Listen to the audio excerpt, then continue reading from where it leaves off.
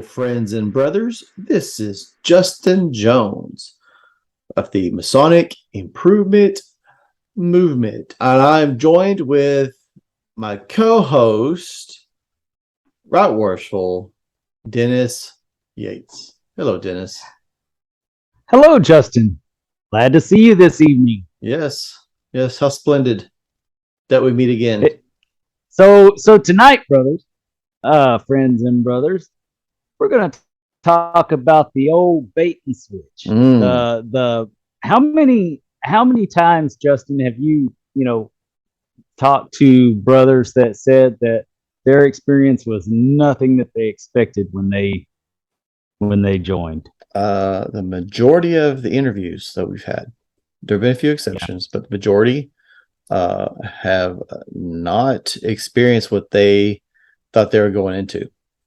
Yeah. So we're gonna talk a bit about that, about the old bait switch, like you said. Before we really get rolling into that, I just want to be completely upfront with all the viewers and all the listeners. If you are not a member of Masonic Improvement, meaning you are not subscribing to the monthly memberships on YouTube, then the version that you are listening to, the free version with ads, is going to be the abridged version of the full conversation that we're having. And there's already a few videos that are for members only that are completely exclusive. And that is what you'll probably continue to see. We will continue to put out content, and you can still continue to watch it 100% for free if you like to.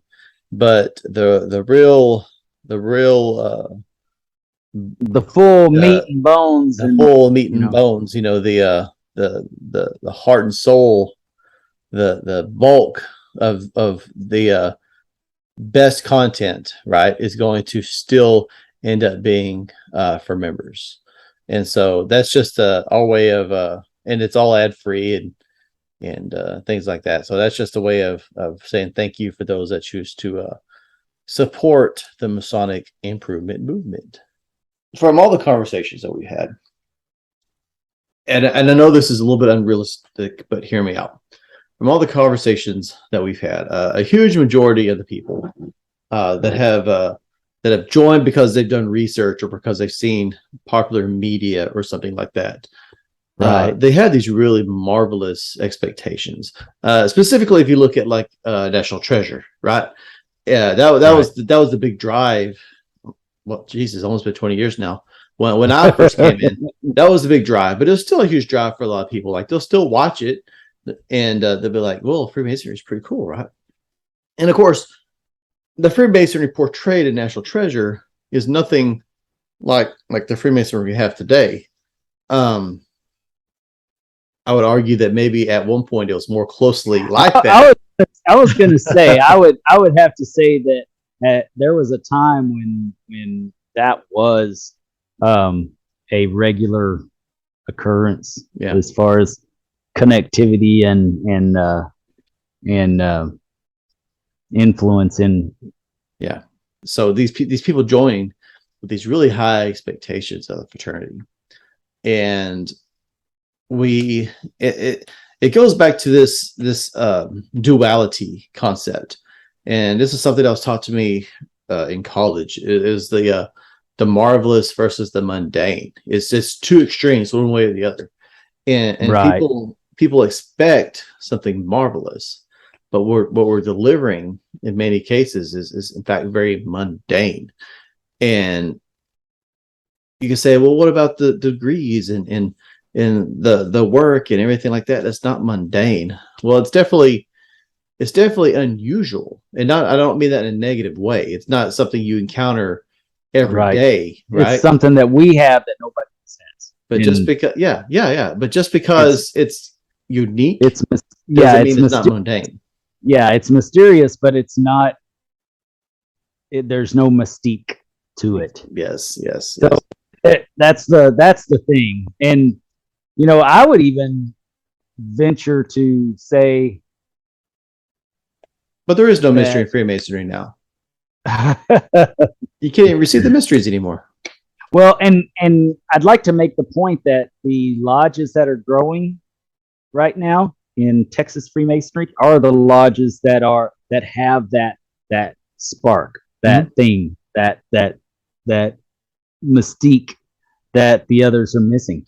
You know, and it's proven that in the data that there are certain lodges that are basically carrying the weight of Texas as far as new membership and what's happening in Texas.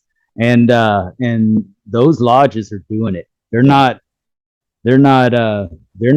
playing around with what we did in the 80s. That's for sure. So that said, let's talk about some of the practices that we have observed or have heard about. I'd like to, lodges. Yeah. Well, before we do that, I'd like to talk about the biggest thing that bothers me when I go into a lodge, and I've seen it in my own lodge. There's those few members that they just don't know how to hold their tongue, and they're saying swear words. They're, making crude remarks that really are borderline bigotry and racist. And, that's just not acceptable. That's not okay in Freemasonry. I don't see this isn't the, I see it in some places and some places not. And it's not I guess some places, some people. Right.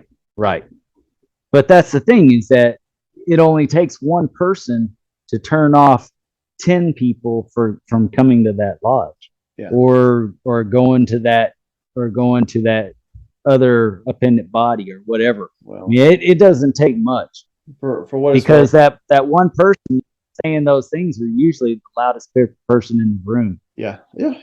So there's a brother exactly like what you're describing, and within 5 minutes of meeting him, you'll immediately know that he's racist. He is still an active Freemason, not active, but he is still a Freemason.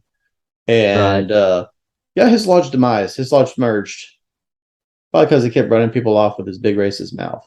But and I wouldn't say that I wouldn't say that people are necessarily so much even racist, but just saying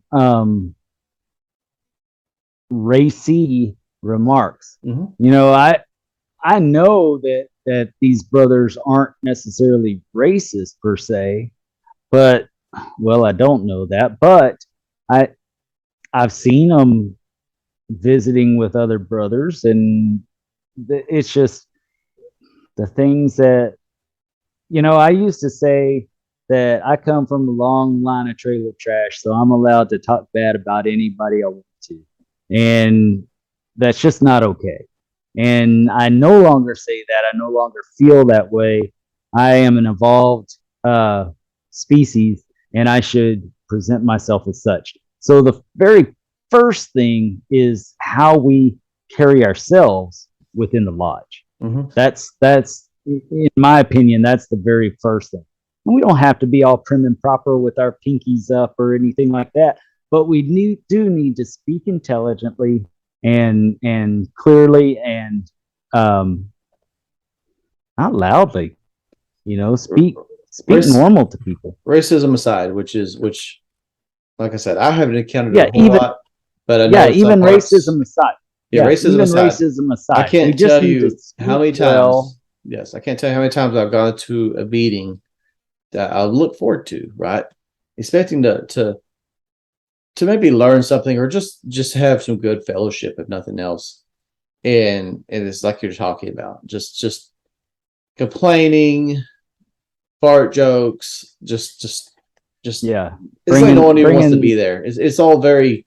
I came here wanting something up here, a conversation like this, and everything's down here, right? Just right there. Right.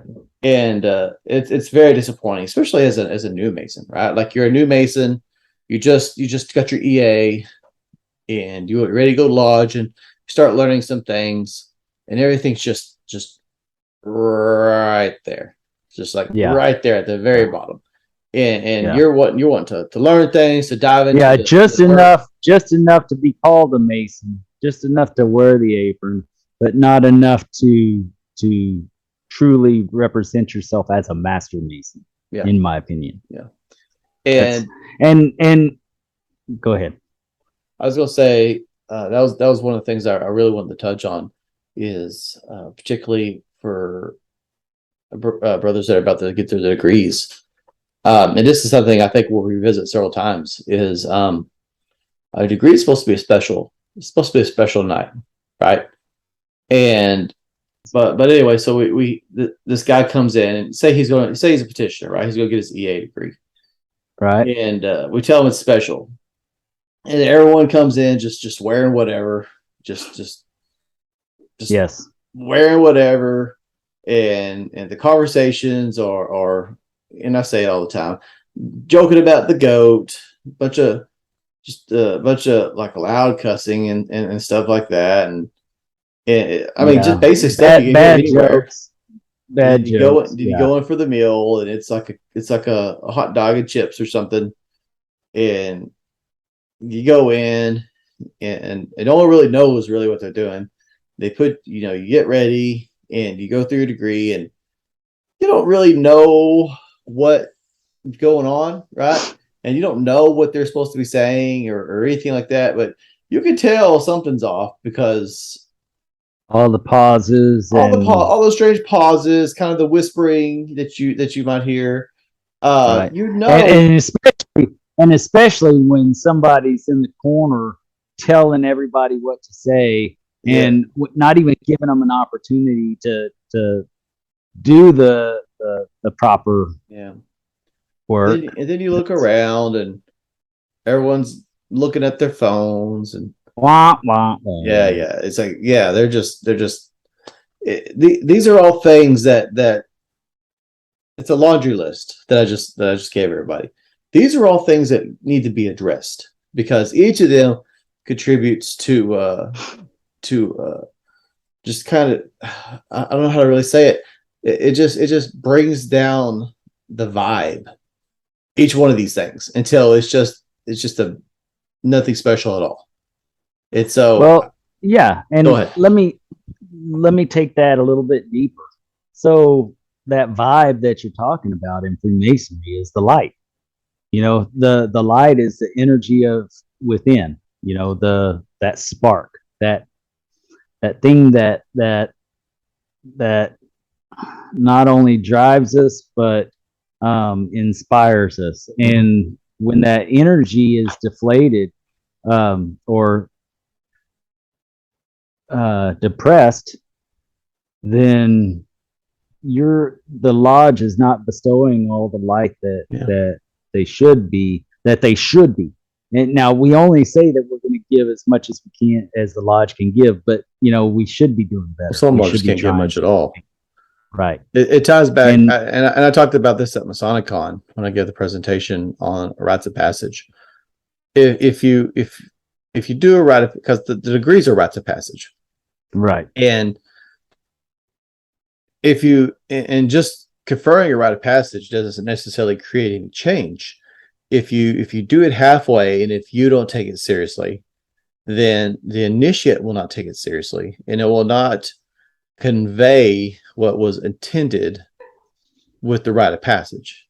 Does that make sense? Well, and even with that, I would say that if you're doing one thing in the lodge, I mean, I know some brothers that are excellent people on the work.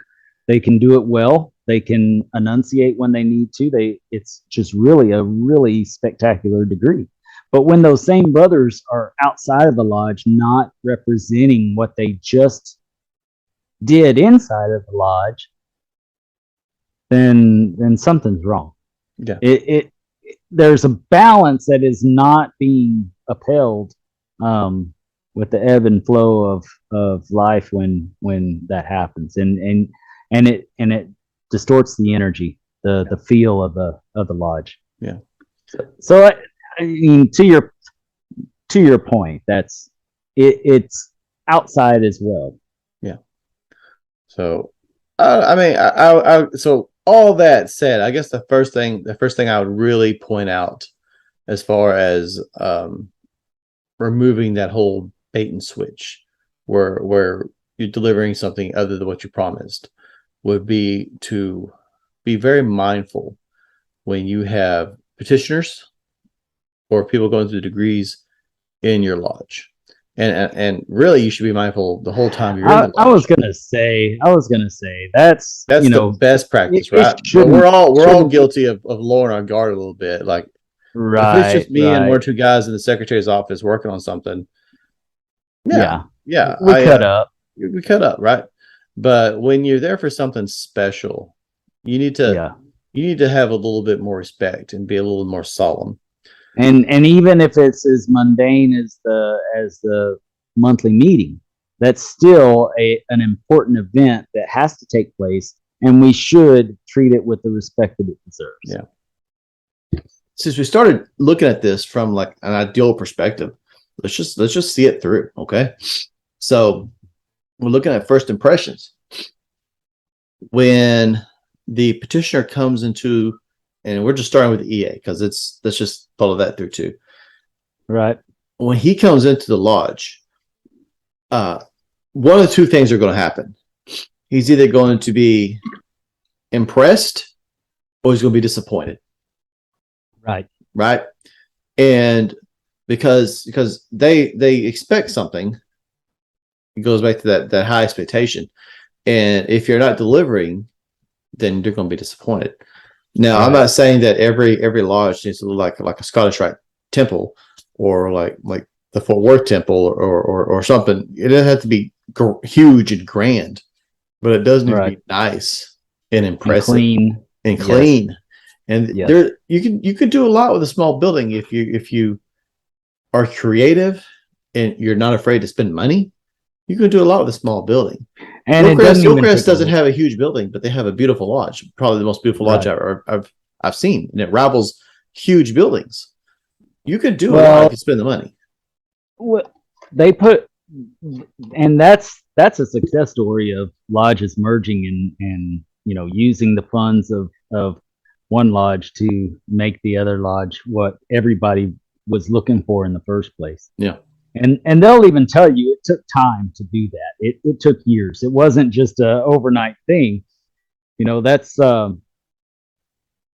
something pretty cool about Goliad that I like is that, you go into Goliad and looks pretty average downstairs, but you go up into the lodge room.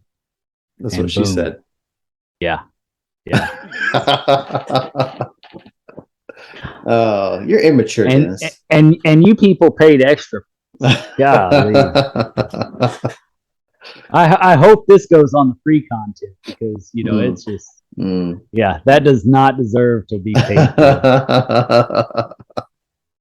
Yeah. Well, hey, you set the stage. I just walked out on it. Said my line. Yeah. But you just walked out on the plank. But you're absolutely stepped out on the plank. You're absolutely right. And the thing is, like, so many, and it's not just, I mean, this is really almost deserving of its own episode because really what you have with a lot of lodges, most buildings probably built in the 50s or 60s, right? And we have been riding on the coattails of the success of previous generations for a very long time. And as far as maintenance and upgrading and just general, we haven't charged enough in our dues to pay for that stuff, and so we've let it slide. Now it's a can that's been kicked down the road. And here's the thing: the can's been kicked down the road because someone has always hoped that someone down the road would take the initiative. Right? Stop doing that. Be that person. Be that generation of Masons that says, "Look, the can stops here. We're not going to kick it any further. Let's fix it. We need to fix it." And for some lodges, it's a way bigger hurdle than other lodges.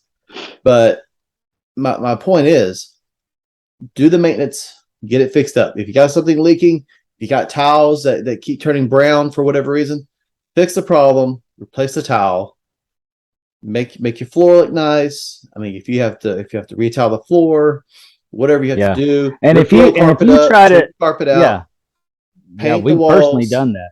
Yeah, we've personally done that. And if you try to do it and are not successful, hire somebody. Stop messing around. Yeah. Stop continuously patching stuff. You know, it's almost like when you go into a restaurant and you go into a bathroom and you see a pair of pliers on the bathroom faucet. Do you really want to eat at that restaurant? Are they really taking care of? Do you really think they clean that stove and oven every night or that griddle every night? No, probably not.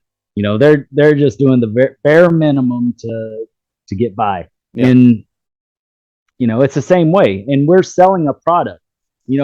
Whether you want to believe it or not, we've got a product that nobody else has, and people want it. But then we don't deliver on that product, and people leave. Yeah. I mean, I think that's the we're talking about people right now, but I think that's the kind of person a lodge should be, the kind of organization that it makes the money and it pays someone to do it. And they may or may not be a Mason, and they may or may not be a member of that lodge, but you pay whoever can do the best job. Right. That's the important thing, is doing the best job. Even if it is a brother in the lodge, if they can do the better job than somebody else. I mean, we have some real artists in Freemasonry, and they can do some bang up stuff. To be frank, I've seen lodges give jobs to Masons that they probably weren't the best choice, and the lodge suffered for it. Often because the guy's a Mason, he's like, well, the lodge will be. It's kind of like doing business with your family. Like, yeah, you kind of put them on the back burner because they're family. Because they're family. Well, no, my family more. Yeah, but you put them on the back burner because they're going to be more forgiving if you take longer, right? And that's exactly what I saw. Like, so when I think it was air conditioning in summer in Texas, and they took way longer than they probably should have to get around to fixing it, because I guess they assumed the lodge would just forgive them. Right. So you just need to. They don't necessarily have to be a Mason, and they don't necessarily have to be a member of the lodge. Just whoever you know. And I've seen the same thing. And I wouldn't say that it's in my lodge per se, but I've seen the same thing where you're depending on somebody to get something done and it doesn't get done, and that's in all areas of Freemasonry, not just taking care of the lodge. That happens with our other commitments in Freemasonry, and I fall short myself, and we all do at some point. We want to do the very best that we can for everybody, especially when you have you care so much about Freemasonry, and sometimes you get overextended, and then you realize, well, I shouldn't have done that. Yeah. All right, so we have the petitioner, and he has come into the lodge. He came into the lodge when the lodge was already opened, and he's not in the lodge room, but he went to where he's supposed to go. And when he came in, we had a nice, clean lodge, updated as best as possible. What was probably the next most important thing?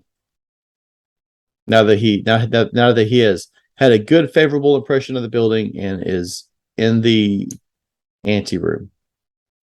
Oh man, the ante room needs to be clean. I almost regretted saying that, because the ante room is its own thing. I know, it's not a storage closet. I will say officially that the law book is very specific about what should be in the ante room. And it's pretty stern about nothing else but what they said should be allowed. Granted, I've seen lots of ante rooms with coat racks and computers from the 90s and just OES stuff and mop buckets, and no one ever fluorescent light bulbs leaning against the wall, and I've never heard any complaints about that. But I think if you start getting a little too esoteric, that might be a problem, which is probably a problem in itself, that would be a problem and not right. That's a totally different conversation.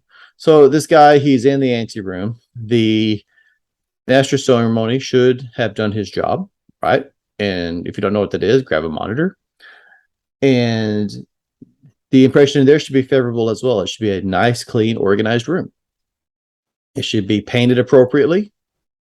And it shouldn't look like you just grabbed the first closet you found and put them in it. Right. It needs to look like this is for this purpose and it's intentional. You know what's interesting is that there's some lodges that have, you have your seat, and then there's a desk there with a place for you to put your keys and your wallet and all that kind of stuff. Place to put your jewelry, an actual jewelry holding type deal, and it's kind of cool that they do that and make it look like a nice changing room. Well, Really. I think that, as well as a place for him to hang his jacket, assuming he dressed like he probably should have. Absolutely. Absolutely. For his shoes and just whatever else that might be nice that he might not want to get scuffed up or wrinkled or anything like that, right? Right. Be intentional with the design, but definitely don't go against anything that's in the law book about what should be in that thing. Right. So he is in the degree, and I'll go ahead and say this. I think it should probably be a no-brainer, but his degree needs to be good. It needs to be a good degree. Oh, absolutely. And what does that mean? You should have people that practice regularly. Practice regularly. Quality props. If you use props, if you use costumes, I think that's great. Quality costumes, that's fine. They need to be clean. They need to be nice, not tattered. Just having something to have it doesn't make it. Yep. And the thing is, like, even if you practice daily, you're going to mess up something in the degree. Someone right. At some point is going to mess something up. Shut up, past master. Yeah, I think it's important, regardless of who makes the mistake. It's just like a play, right? If you go to a play and it's a well-practiced play, if someone skips a line or gets it wrong, you move on, right?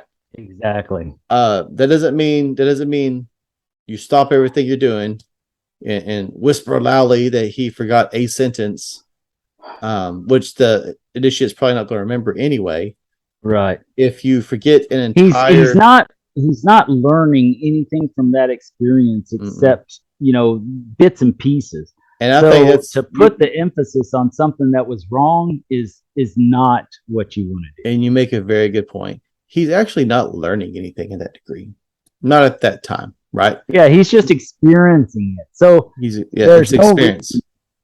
So there's no reason to ruin that experience because you think that every word should be picture perfect. And granted, you should be good at the degree. I am wholeheartedly believe that you should care about the work enough to put on the best degree you can. Yeah. But at the same time, just like Justin said, it's just like a play. The show must go on. Yeah. All right. So he has had a good degree. I would say, since we're talking ideals, and we'll go back, we'll say, hey, this has been an EA degree. Ideals. I would also say that I'll just be frank. I think it's probably the first time that he should ever have seen the lodge is during the degree. That's we're talking ideals. And granted, like there's you could find pictures, you can find videos of lodge rooms. Open houses have been a thing. I mean, you could probably look through some model stuff. There's lodge stuff in there. Lodge rooms. But moving forward, we should probably in reality, think about why they had the lodge room upstairs. Yeah. Why did think they about the catechism? Like, it makes no sense if you have seen the lodge before you go through your degree at some points. So I think it's probably important.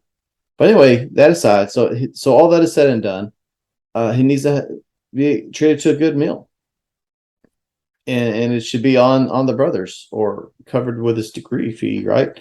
But he should be treated to a really good meal with the brothers, right? And that means that don't run home as soon as the degree's over, and then you can actually discuss what just happened. You talk about what just happened. You can let them ask those questions. Have a presentation. like a Masonic presentation, just to kind of Yes. wet his whistle. I mean, granted, he hasn't really been exposed to a lot that night, so why not throw more on his plate? But Right. just to kind of show him just give him a like the variety pack of Freemasonry, right? So Right. he sees a little bit of everything that night, and then that's a good idea. And then after the meal, whoever picked them up takes them home. At this point, let's go into parting thoughts. So you want me to give my parting thoughts first? Yeah. Interesting. So first and foremost, I'd like to say that in regards to how we carry ourselves in the lodge, that I wasn't speaking to lowbrow any person in general, unless you're that person and you take it that way. Maybe you ought to think about how you're treating people in your lodge and in your district and in the fraternity. Brotherly love and affection is a true thing that we should be. Do you want me to tag somebody in this video?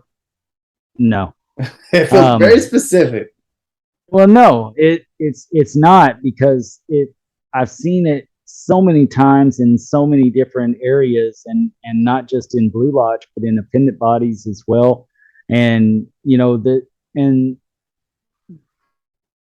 I see it mostly in lodges that are suffering, and places that they're actually going downhill because somebody goes in and feels like they're going in to fix it or save it, and really it's not for them to save or fix. They're just another member, and you just do your best and try to be your best so that you're the best representative of what Freemasonry really is.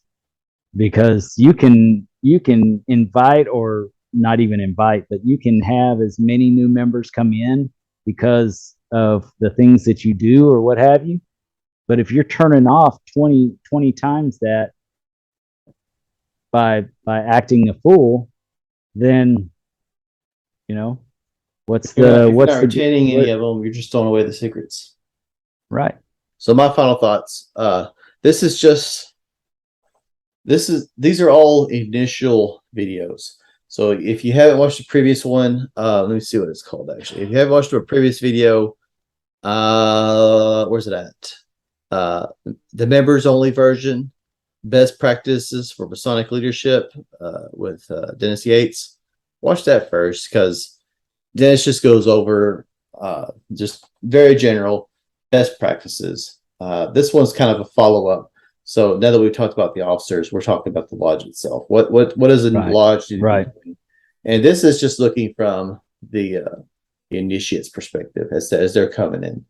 Are we delivering what we promised, or are we not? If we're not, what can we do? These are just suggestions. But then again, it goes back to what I was saying. They've been tested. There's a reason. There's a reason for it, right? I'm not being specific, and Dennis will probably do his own video about how they do things in Mexico, but certain jurisdictions do things a certain way, and they have done it for a very long time with great effectiveness. There's a reason they continue to do it that way, and what we should be doing is looking at successful lodges, successful jurisdictions, dare I say, and say, this is what they're doing that works. We should probably copy that and emulate it. Yes, absolutely. That's just what I'm saying.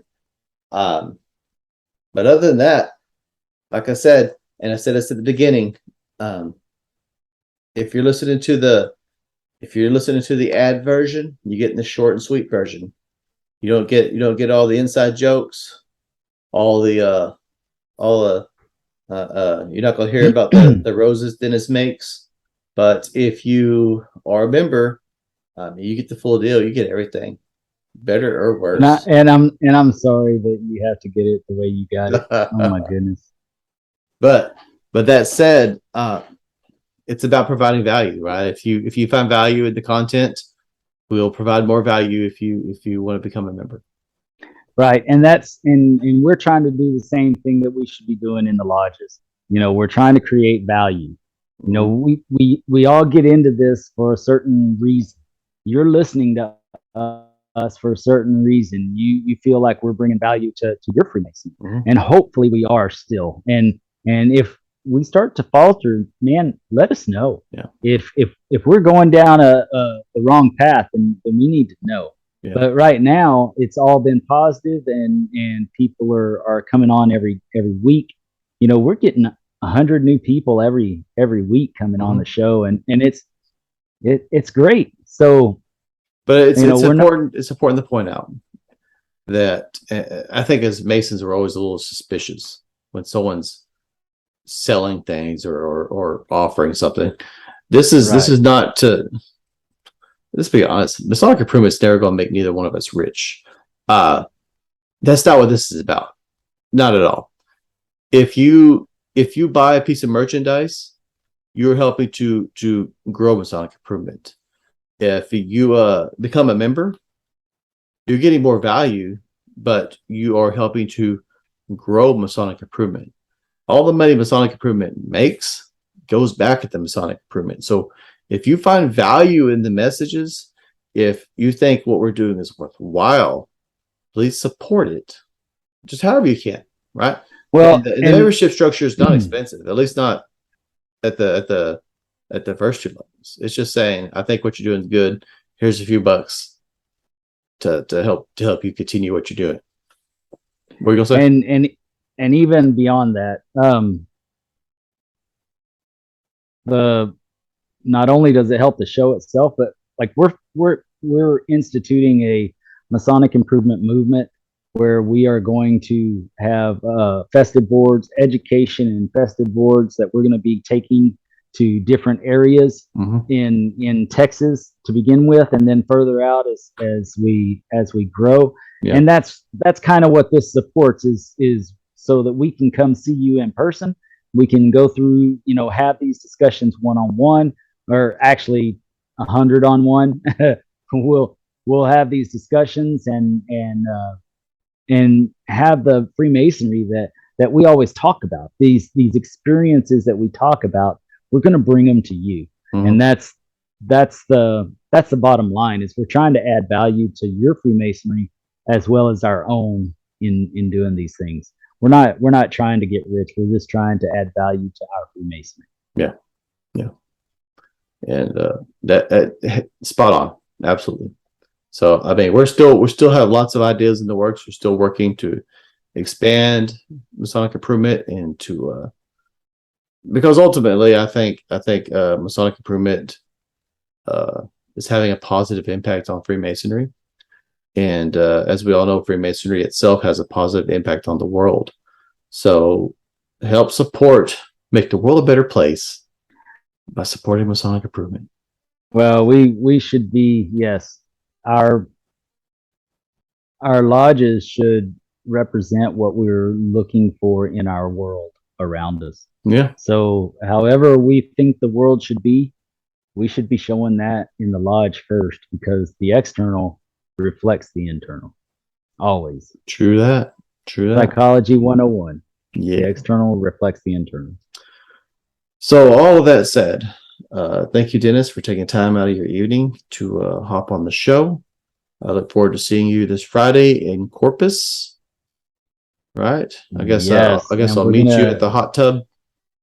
Yes, and we're gonna partake in a master's degree on the USS Lexington. Oh, we will. Man, what an awesome event! I love that event. We will. One of my favorite things to do. And then afterwards, we're going to partake in some libations and talk with some brothers and talk Freemasonry. Yeah, it's going to be a good time. It's going to be a great time. I haven't seen the Lexington degree, so that's going to be fun. Yeah, it's a cool experience. Nice. All right, man. Well, thanks again for coming on to the show. You've always been a great guest. I think I might make you permanent at some point. Thank you again for the listeners for taking time out of your day and participating in the Masonic improvement movement. That said, I'm signing out. Peace. Keep it between the points, brothers. There you go. I'm finally getting it.